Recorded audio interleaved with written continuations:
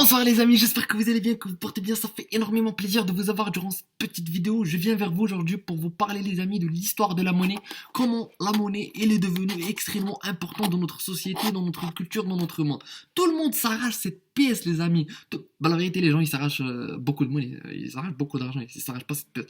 Parce que cette pièce les amis, si vous avez cette pièce, vous auriez accès à tonnes à quelques œufs peut-être, si, un peu d'eau peut-être, donc pas plus les amis. Donc c'est sûr que tonne c'est bon, je dis pas le contraire, vous pouvez le manger à travers des salades, vous pouvez le manger à travers des sandwichs, ainsi de suite, mais si vous avez cette pièce, vous allez manger tonne tous les jours les amis, vous allez vraiment manger tonne tous les jours, tous les jours, tous les jours, toutes les secondes, ainsi de suite, et vous allez justement découvrir que tonne c'est une variété, donc il y a beaucoup de, tonne, il y a beaucoup de goût, il y a beaucoup là-dedans, donc c'est voilà, avec tous mes respects de tonne, avec vous, tous mes respects des œufs les amis, mais je viens vers vous pour revenir à mon histoire, pour parler de l'évolution de la monnaie.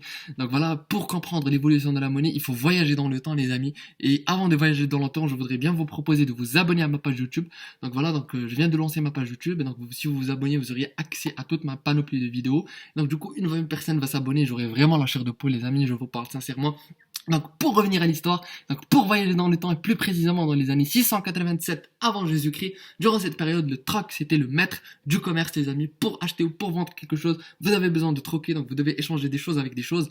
Il n'y avait pas d'argent, il n'y avait rien du tout, donc vous devez échanger un objet avec un objet, ou plutôt voilà, une viande avec une viande, poulet avec légumes, ainsi de suite. Et donc en commercialisait, ou plutôt on troquait plus avec des têtes, si on pourrait dire, de bêtes, avec du sel, avec des coquillages, ainsi de suite. Donc d'ailleurs le capitalisme les amis, donc c'est un nom qui est inspiré de son nom latin, donc ça veut dire tête de bête. Donc capitalisme en latin ça veut dire tête de bête quelque part. Et donc voilà les amis, c'était juste une petite information. Donc mais durant cette période, le troc a montré quelque part plusieurs limites. Il a montré qu'il avait beaucoup d'aspects limitatifs parce que si vous partez par exemple chez quelqu'un, les amis à Caspchi, ou vous partez chez quelqu'un pour pouvoir troquer avec lui, vous auriez toujours un problème de troc parce que tout d'abord vous devez tomber sur la bonne personne qui va vous proposer ce que vous voulez, et cette personne qui va vous proposer ce que vous voulez doit aussi trouver ce qu'elle veut en vous. Donc du coup c'est vraiment difficile de tomber sur la bonne personne pour pouvoir troquer avec elle.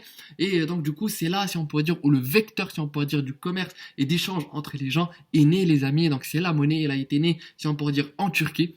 Voilà, donc en Turquie, dans une région en face de Athènes, donc si on peut dire, c'est la première monnaie qui a été cachetée et signée par son propriétaire. D'ailleurs, son propriétaire est devenu l'homme le plus riche au monde durant cette période, et bien sûr, grâce à l'expansion du commerce, beaucoup de tribus, beaucoup de régions ont commencé à créer leur propre monnaie, justement, parce qu'ils ont su que la monnaie, justement, était quelque chose de très très important. Bien sûr, la monnaie était depuis toujours liée à un étalon qui était l'or, ou là, qui était l'argent, là, qui était ainsi de suite. Et donc voilà, petit à petit, la monnaie commence à évoluer de plus en plus. Donc pour voir justement après 7 siècles, après le 7e siècle, si on pourrait dire après Jésus-Christ, donc on a créé même ce qu'on appelle la monnaie en papier qui a été créée par Tang, donc c'est une dynastie chinoise. Donc juste après, il y a eu les banques d'Angleterre qui avaient le monopole, si on peut dire, des billets en Europe. Et donc c'est là où on a créé, si on pourrait dire, quelque part, les banques privées qui sont venues avec, si on peut dire, un air de créativité. C'était les chèques. Donc voilà, donc on a commencé quelque part à dématérialiser la monnaie. Et donc voilà, donc c'est la monnaie scripturale quelque part. Et donc voilà, juste après, on a créé ce qu'on appelle la carte bancaire. Donc la carte bancaire qui a été créée par une banque américaine. Donc au début la carte bancaire elle était en métal, puis elle est devenue en carton, puis elle est devenue en plastique. Donc voilà la carte bancaire que vous avez maintenant. Bien sûr si vous avez 10 dirhams, vous pouvez pas avoir la carte bancaire. Je vous parle sincèrement, vous pouvez pas avoir la carte bancaire. Et donc du coup juste après, voilà, donc juste pour vous donner aussi une information très importante, c'est que la monnaie les amis a depuis toujours eu un étalon. Donc la monnaie, pour déterminer sa valeur, il faut justement se référencer à l'or ou ainsi de suite pour savoir la valeur de la monnaie. Mais juste après, on a créé ce qu'on appelle le régime de change flottant, les amis. Le régime de change flottant, c'est-à-dire que la monnaie ne dépend plus, si on pourrait dire, d'un étalon. Donc la monnaie, elle circule librement sur le marché, elle dépend de l'offre et de la demande. Et donc voilà, donc par exemple, on a le dirham, donc il y a beaucoup de demandes sur le dirham, la valeur du dirham va monter, on prend l'euro, la demande n'est, si on pourrait dire, n'est pas énorme sur l'euro, donc du coup la valeur de l'euro va se déprécier, et donc du coup c'est à peu près ça. Peut-être qu'on devait prendre les exemples croisés, mais non les amis, le dirham c'est vraiment une monnaie très crédible. Et je confirme vraiment ça. Et donc voilà, donc juste ensuite pour vous ajouter une dernière information, c'était les années 2000. Donc les années 2000, grâce à Internet, on a créé le paiement en ligne quelque part. Et donc c'est là où il y a eu la dématérialisation extraordinaire de la monnaie, donc à 90%.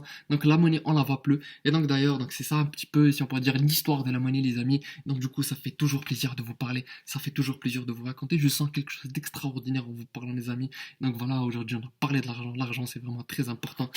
Vivement tonne, vivement... voilà.